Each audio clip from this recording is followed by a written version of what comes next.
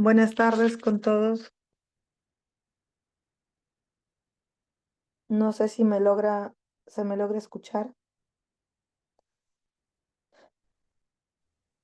Ok. Buenas tardes con todos. Les saluda la doctora Iris Puente. De hoy vamos a tratar acerca del edema agudo de pulmón asociado a la altitud. Quien va a dar la charla es la doctora Iris Puente, mi persona. Soy médico especialista en neumología.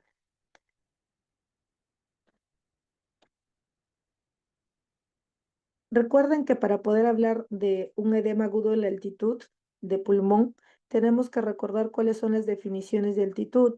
Se considera que hablamos de una baja altitud si estamos por debajo de 1500 metros sobre el nivel del mar, una altitud alta entre 1500 a 3500 metros sobre el nivel del mar, muy alta entre 3500 a 5500 y altitud extrema por encima de los 5500.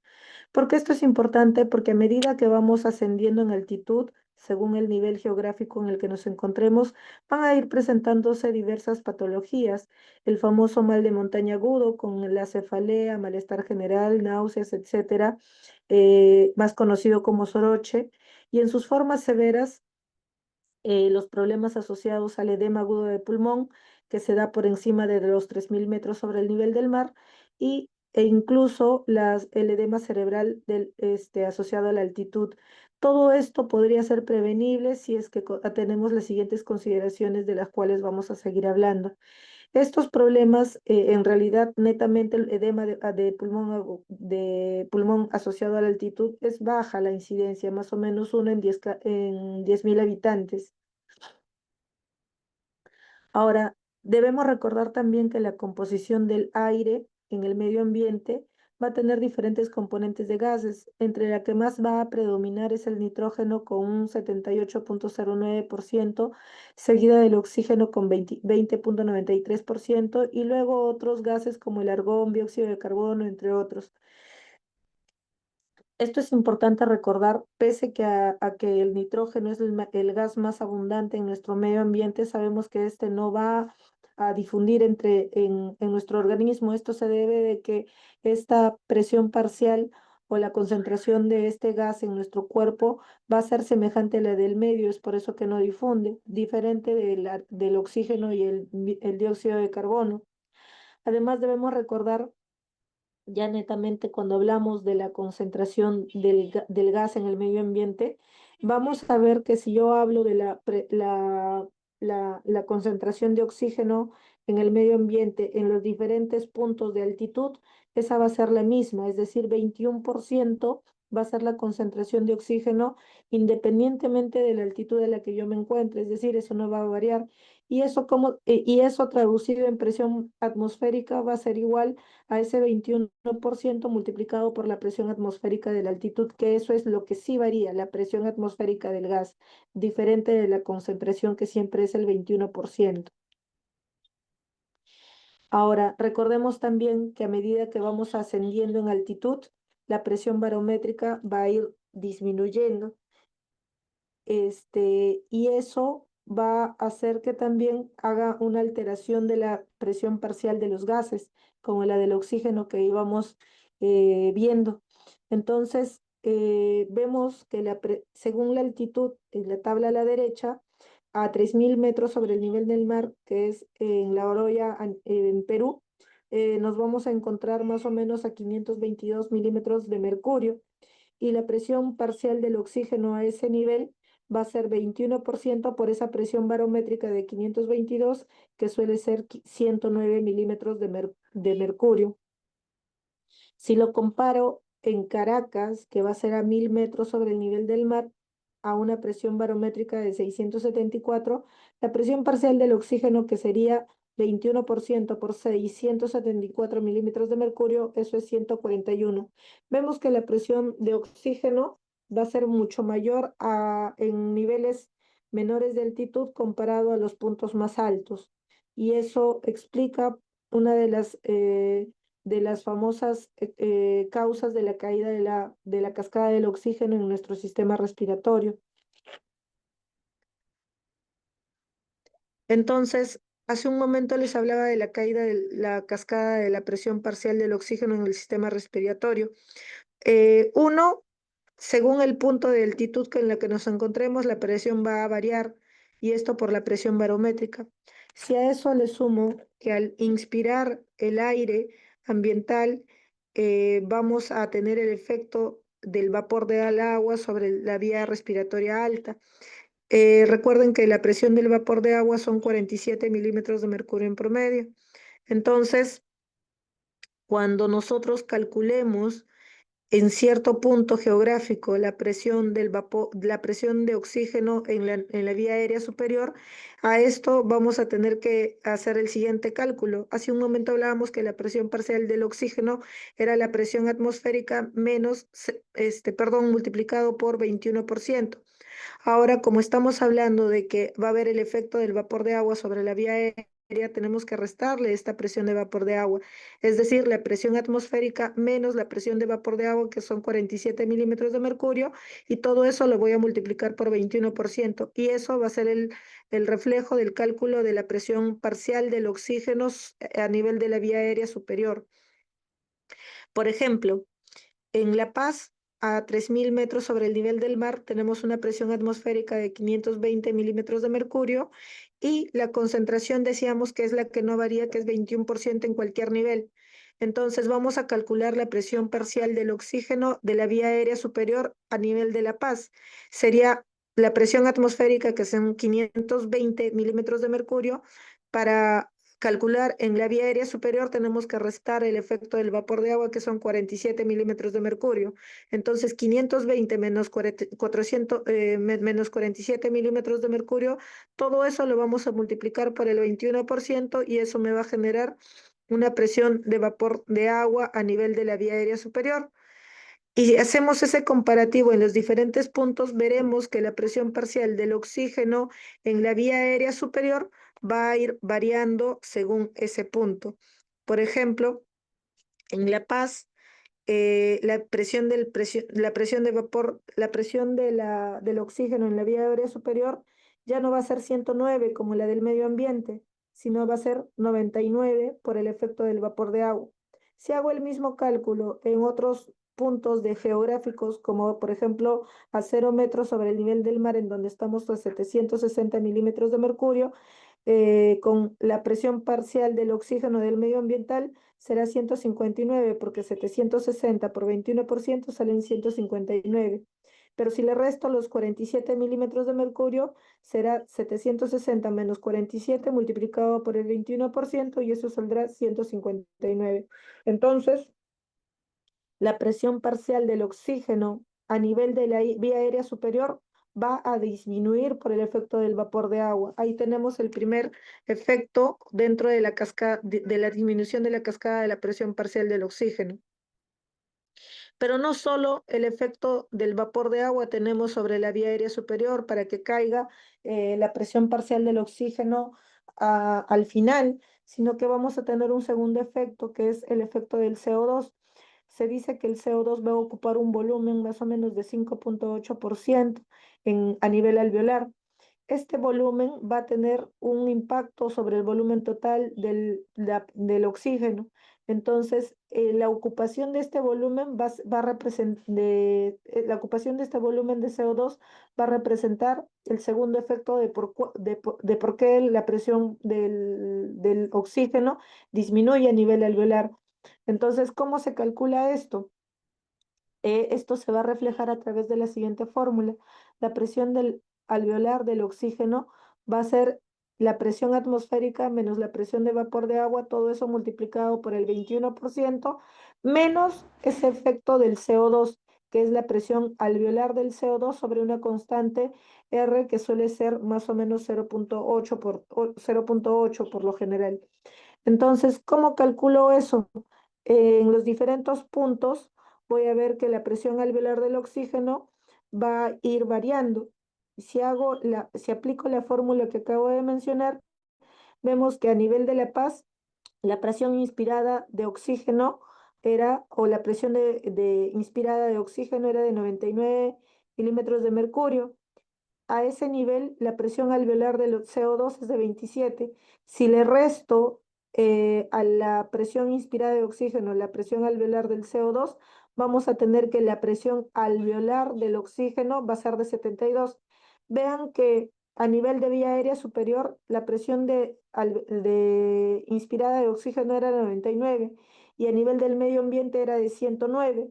Vemos viendo que a nivel de la vía aérea, la presión parcial del oxígeno va a ir cayendo, primero por el efecto del vapor de agua, segundo por el efecto de la presión parcial del CO2.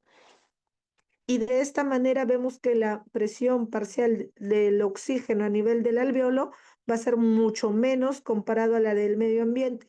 Y si a esto le sumo una altitud, va a ser mucho menor aún. Y por último, cuando queremos comparar la presión parcial del oxígeno a nivel arterial, vemos que va a seguir cayendo y este tercer efecto de la caída del oxígeno va a ser gracias a la existencia de un shunt anatómico que todos tenemos. Ese shunt anatómico, el circuito anatómico, el cortocircuito anatómico que poseemos va a representar más o menos un 4% del gasto cardíaco y ese shunt de sangre que no se va a oxigenar, eso va a generar pues un tercer factor para que la presión parcial del oxígeno a nivel arterial no sea como el del medio ambiente.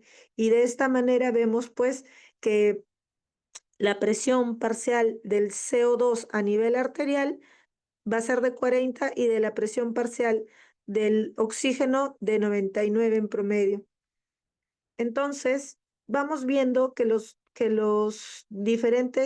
la presión parcial de los diferentes gases, en este caso de oxígeno y de CO2, va a ser diferente a nivel arterial comparado a los valores a nivel ambiental.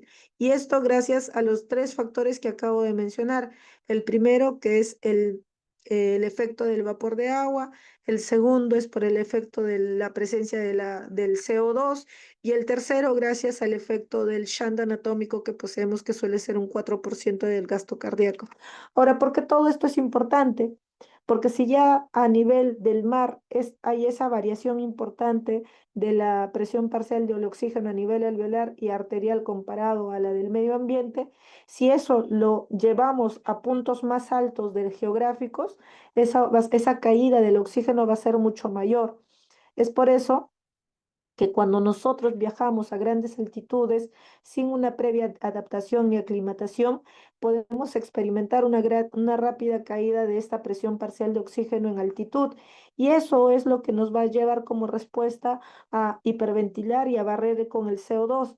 Al haber un mayor estímulo de los quimiorreceptores periféricos en las carótidas, como ustedes saben, y en los callados aórticos, estos van a estimular la frecuencia respiratoria para compensar esa caída de la presión parcial de oxígeno y de esa manera se va a dar el barrido del CO2 generando un estado de alcalosis respiratorio. Entonces, como les decía, nuestro cuerpo ante un estado fisiológico, ante una hipoxia, ante la respuesta fisiológica ante un estado de hipoxia, ¿qué va a generar? Recuerden que ante una situación de hipoxia va a haber una disminución de la presión inspirada de oxígeno, va a haber una caída de la presión parcial del oxígeno a nivel alveolar y por ende también una caída de la presión parcial del oxígeno a nivel arterial. Y esta caída de las presiones parciales del oxígeno a estos niveles va a generar una respuesta a nivel de los vasos pulmonares, va a haber una vasoconstricción hipóxica como respuesta. Esta vasoconstricción hipóxima pulmonar va a generar aumento de la presión de la arteria pulmonar, por ende.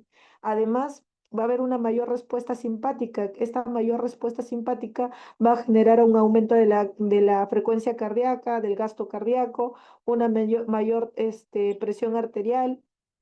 Asimismo, va a haber una mayor actividad de los quimiorreceptores periféricos y por ende, al haber mayor actividad de los quimiorreceptores periféricos, va a haber una respuesta ventilatoria aumentada que al generarse esta frecuencia respiratoria alta va a generar un cuadro de alcalosis respiratoria. Además, la actividad o el mayor estímulo de estos quimiorreceptores periféricos también van a aumentar la diuresis en la triuresis en el paciente, generando así un menor volumen plasmático y por ende una mayor concentración de la hemoglobina. Recuerden que en estados de hipoxia también va a haber una mayor secreción de la eritropoyetina que va a ayudar a generar mayor producción de hemoglobina y de esa manera también aumentar o contribuir con la concentración de la hemoglobina a nivel plasmático. Y por último, va a haber una mayor actividad del factor de crecimiento de vasos y esto va a estimular la angiogénesis y la mayor permeabilidad vascular. Entonces les decía que cuando nosotros ascendemos a grandes altitudes, vamos a atravesar nuestro cuerpo por diferentes fases, por un periodo de acomodación en los primeros minutos, la aclimatación en los siguientes días y la adaptación en semanas. Es importante recordar esto porque en los minutos en los que nosotros vamos ascendiendo, nuestro cuerpo empieza a tratar de compensar esa hipoxia, aumentando la frecuencia cardíaca y la ventilación, y definitivamente empieza a aumentar la presión de la arteria pulmonar. Si esto persiste con un ascenso importante, esto va siendo aún mucho más marcado, generando los síntomas del mal de montaña agudo. En los días posteriores vamos a pasar a una fase de aclimatación donde va a haber una mayor producción de glóbulos rojos para compensar este déficit de oxígeno y definitivamente una mayor producción de hemoglobina. Y por último, ya a las semanas debemos ver las respuestas crónicas de compensación con una mayor concentración de hemoglobina, la presión de la arteria pulmonar se torna más alta y la ventilación pues se tiende a regularizar. Vemos que la frecuencia cardíaca y la frecuencia cardíaca se tiende a normalizar en los días. Posterior a ello, también se empieza a normalizar la concentración de la eritropoyetina. Entonces vemos que el primer día después de exposición a grandes altitudes va a haber una compensación renal de esa alcalosis respiratoria que suele ocurrir. Entonces va a haber una mayor excreción renal de bases para poder preservar los iones hidrogeniones y definitivamente se va a dar una mayor eritropoyesis para intervenir en la formación de glóbulos rojos y detectar las presiones parciales de oxígeno a nivel de las arterias, con mayor formación de vasos y una remodelación vascular. Entre el tercer a quinto día vemos que estos glóbulos rojos van a aumentar en cantidad y esto va a aumentar el hematocrito y por ende la mayor capacidad de transporte de oxígeno. Va a aumentar la capacidad de difusión también, pero a costa de la mayor viscosidad sanguínea que se va a dar por el mayor incremento de la formación de los glóbulos rojos. Asimismo, va a haber una mayor concentración de la 2,3 difosfoglicerato, que recuerden que esta va a ayudar a liberar el oxígeno a nivel de los tejidos. Cuando este estímulo hipóxico se da de manera indefinida, la presión parcial del CO2 tiende a ir, tiende a ir a disminuir. ¿Por qué? Porque hay una respuesta ventilatoria compensatoria y así van a ir disminuyendo poco a poco los síntomas respiratorios, los síntomas del sistema nervioso central, así como el retorno habitual del pH en el líquido cefalorraquídeo para el estímulo del cuadro. Ahora, en personas que ya permanecen en la altitud, que viven en la altitud, estas personas se ha visto que hay una persistencia del incremento de la presión de la arteria pulmonar con una vasoconstricción hipóxica persistente y una mayor viscosidad sanguínea, por lo que hemos dialogado hace un momento. Todo esto, ¿a qué va a producir? Va a conllevar a un aumento de la poscarga del ventrículo derecho con una hipertrofia ventricular importante, conllevando a la formación del famoso cor pulmonar que va a producir la insuficiencia ventricular derecha a razón del incremento de la presión de la arteria pulmonar.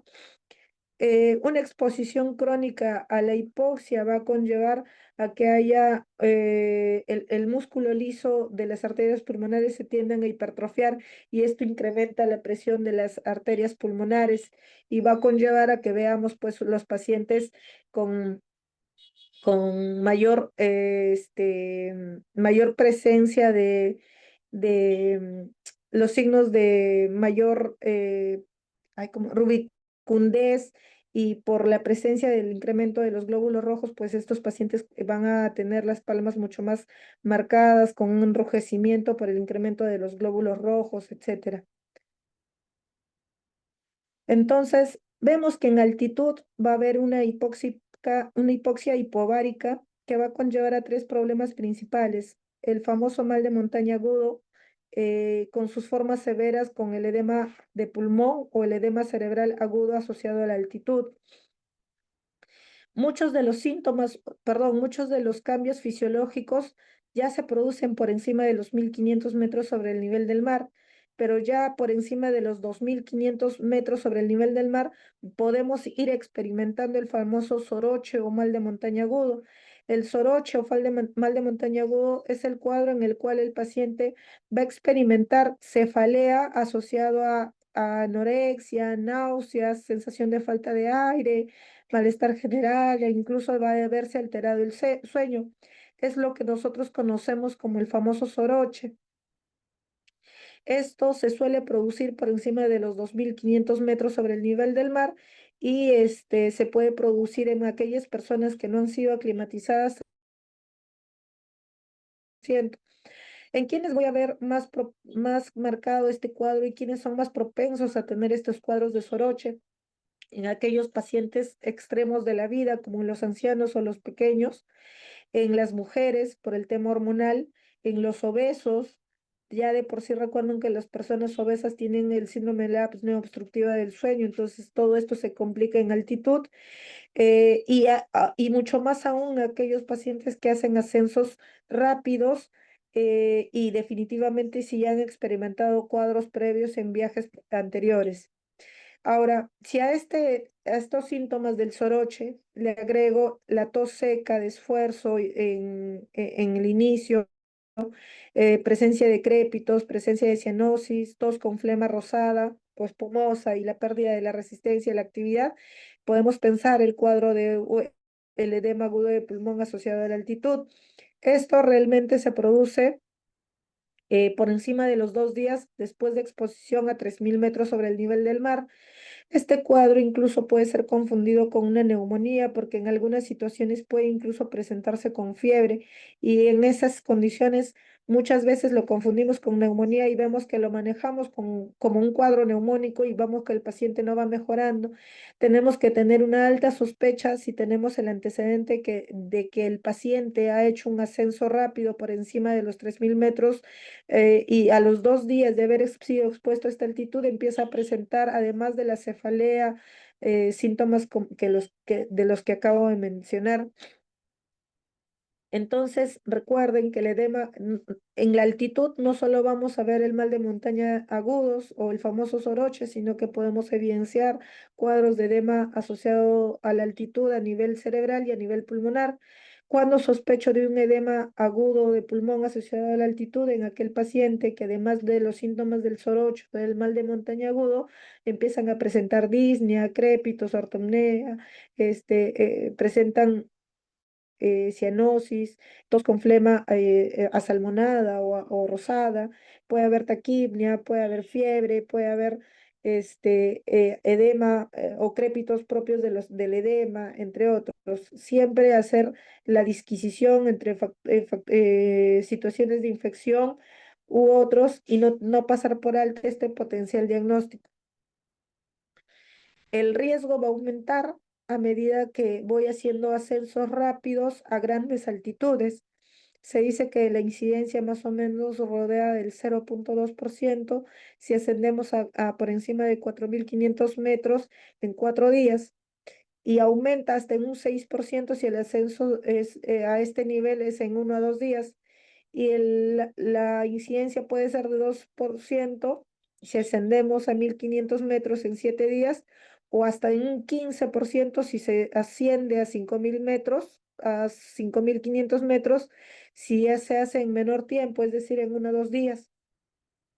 Entonces, hay más riesgo definitivamente si antes ya he presentado un cuadro como este y más o menos la recurrencia rodea el 60% de aquellos quienes han ascendido por encima de los 4.500 metros sobre el nivel del mar en 2 días.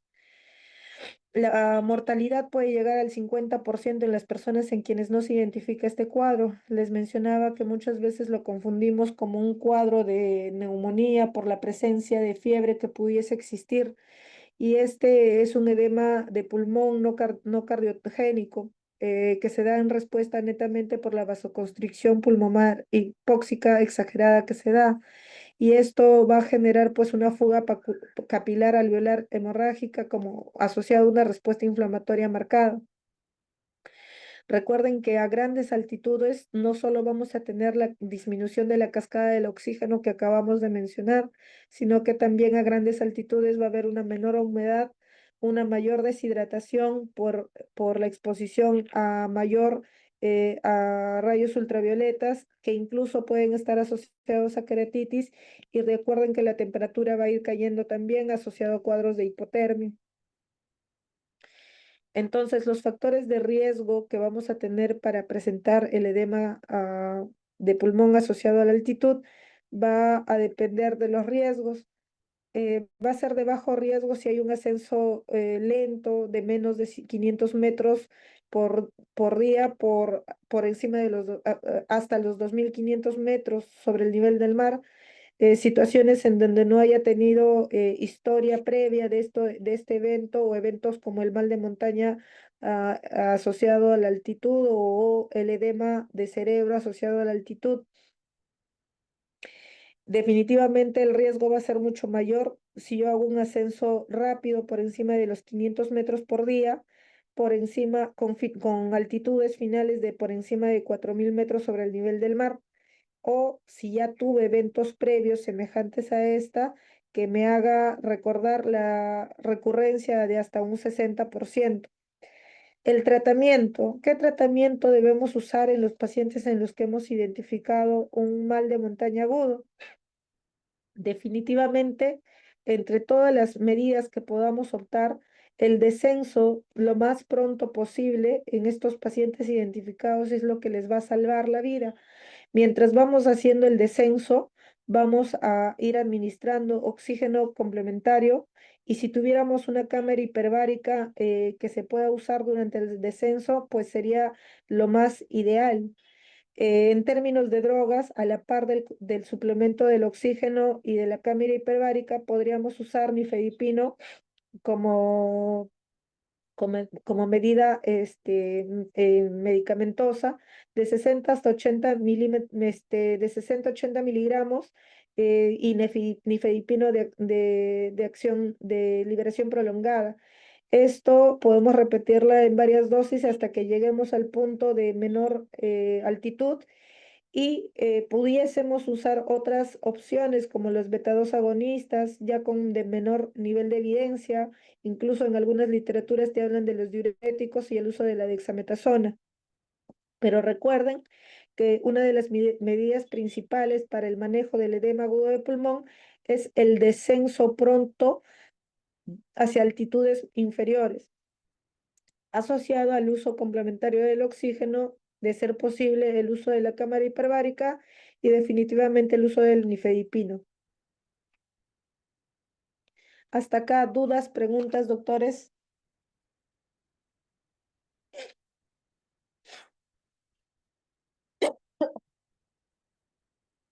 ¿Alguna duda, pregunta, doctores?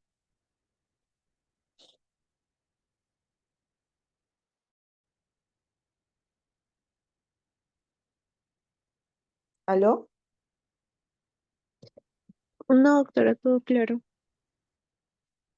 De acá, recuerden, por favor, las medidas terapéuticas siempre son puntos importantes de preguntas. El diagnóstico, cuáles son los criterios diagnósticos para un edema de pulmón asociado a la altitud, y definitivamente los factores de riesgo. ¿ya? Esto no lo vamos nosotros en realidad, que a veces trabajamos solo en la costa, pero cuando vamos a lugares como Cusco o Huaraz, en donde hacen pues alpinismo o semejantes, podemos presentar pacientes que pues de alguna manera nos pueden representar un reto diagnóstico porque se puede confundir con una neumonía. Entonces es importante tener en consideración los factores de riesgo y siempre preguntar cuando estemos en puntos geográficos muy altos, preguntar en qué tiempo hicieron el ascenso. A veces tenemos pacientes que llegan y de frente hacen pues un ascenso muy rápido para lograr puntos de altitud importante a costa pues de poner en riesgo su salud. Si no hay más dudas y preguntas, ha sido un placer estar con ustedes en esta tarde. Gracias, doctora.